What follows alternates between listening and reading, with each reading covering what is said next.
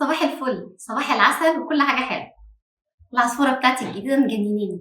أنا يعني بصوا أنا أكتر من العيال الصغيرة. بحب اللب قوي ومقعداني كده جنبها ليل نهار. بصوا، أول ما تلاقي كيس اللب اتفتح تيجي جري، بس ده طبعا لب من غير ملح مخصوص ليها يعني. لذيذة قوي، لذيذة جدا. اللي جنبها دي نقط لأن أول ما جبناها تقريبا تغيير الجو أو كده بتعطس، فبنجيب لها فيتامين سي من الصيدلية كده نحطه لها في الله كيوت قوي، بتقزقز عسل. والله شكلي كده مش هعمل اي حاجه وهفضل قاعده جنبها. صحينا من النوم، فطرنا، شربنا كده حاجه سخنه على السريع، سندوتشات كده سريع في سريع. الولاد بقى ربنا يقويهم، امتحانات اليومين دول على الابواب، فكل يوم بقى دروس كتير وكده ربنا يقويهم. فضلت كده افكر اطبخ ايه. كل لما بقول لهم على طبخه بيعترضوا، كل واحد بيطالب حاجه معينه مع انها ممكن تكون اكلات بياكلوها دايما.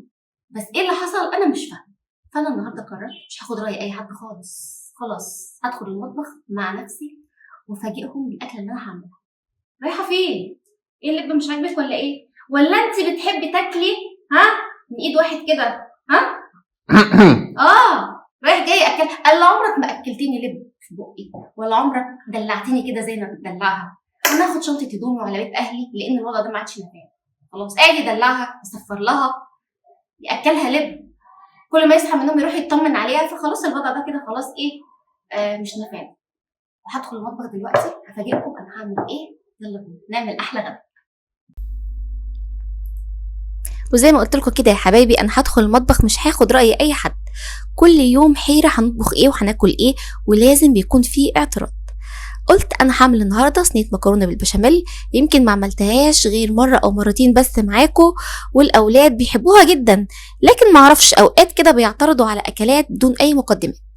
جبت برطمان السمنه البلدي كده الحلوه اللي انا مسيحاها اللي انتوا شايفينها دي، طبعا عملناها مع بعض كتير قوي قبل كده طريقتها، ولكن هنزلها لكم تاني ان شاء الله.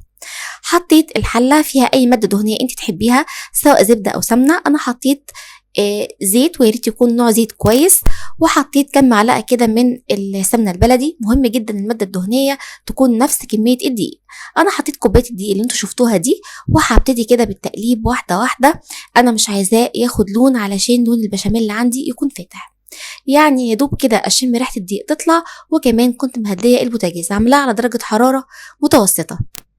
احنا قبل كده عصرنا اللحمه مع بعض كتير جدا، ولكن مفيش مانع ان انا اقولها لكم تاني. كان عندي نص كيلو من اللحمه. حطيت عليها حوالي بصلتين كبار، وانتي لو حابه تحطي اكتر عادي خالص. كل ما البصل يكتر كل ما هيكون طعمها جميل وهتكون مسكره. يعني كميه البصل لو كتير ما يهمكيش خالص، هيطلع طعمها احلى. ويا دوب شوحتها بقى لونها ذهبي ونزلت عليها باللحمه. فضلت اقلب تقليب مستمر لحد ما بقت مفلفله عندي وحلوه خالص. حطيت ملح، فلفل اسود، 7 بهارات، ربع معلقه صغيره قرفه، بابريكا، شويه جوز الطيب لو حبه. وحطيت حوالي فصين من المستكه، وبكون عداهم علشان او الحبهان عفوا، وبكون عداهم علشان خاطر اشيلهم تاني، لان احيانا هيضايقونا جدا لو جم، وخصوصا الاولاد دايما بيطلع لمرنا وايد الحبهان، انا ما اعرفش في ايه.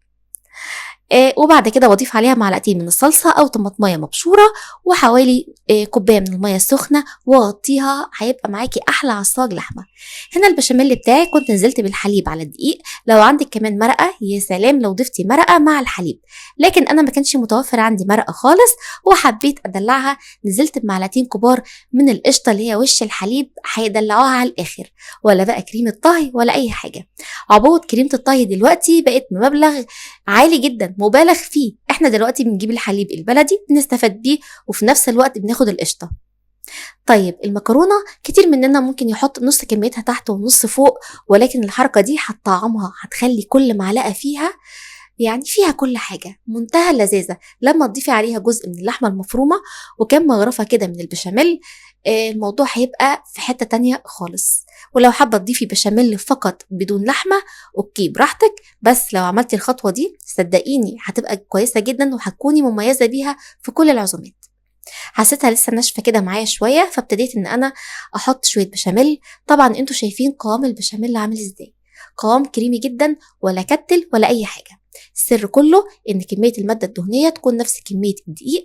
ونزلت بالحليب بارد مع تقليب مستمر، يعني لو سخن ممكن ان هي تكتل معاكي شوية. وكل حاجة عندنا ليها حل، يعني حتى لو كتلت ابدأي انك تعمليها بالهاند بلندر وصفيها، بس انت لو مشيتي على خطواتي ان شاء الله مش هتكتل معاكي.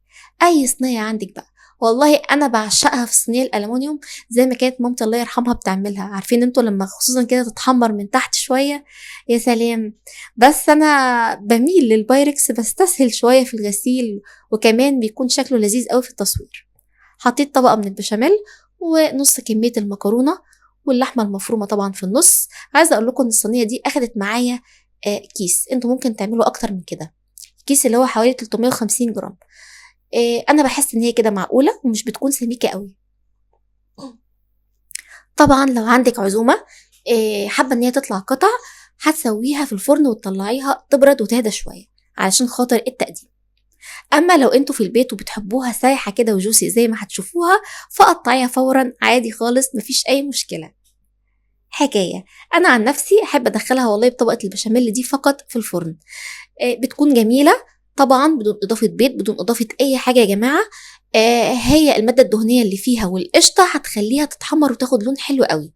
ولكن ميرنا كانت حابه ان انا اضيف عليها موتزاريلا فحطيتها هنا، وتحسبا ان يسيل اي حاجه من الصينيه لازم احط تحتها الصينيه الالومنيوم دي احتياطي، لان لو نزل اي ماده دهنيه في الفرن انتوا عارفين هتطلع ريحه شياط ودخان، فدايما احتياطي حطوها في صينيه كده. وانا هنا بقى كنت عايشه مع نفسي ومستمتعه، حسيت انها مش محتاجه اي حاجه خالص جنبها غير شويه سلطه خضراء، شويه بطاطس محمره، وتقدروا تعملوا جنبها اي صنف انتوا بتحبوه. وتفضلوا معايا، وبألف هنا وشفا اللي يجربها، ومستنيه رايكم.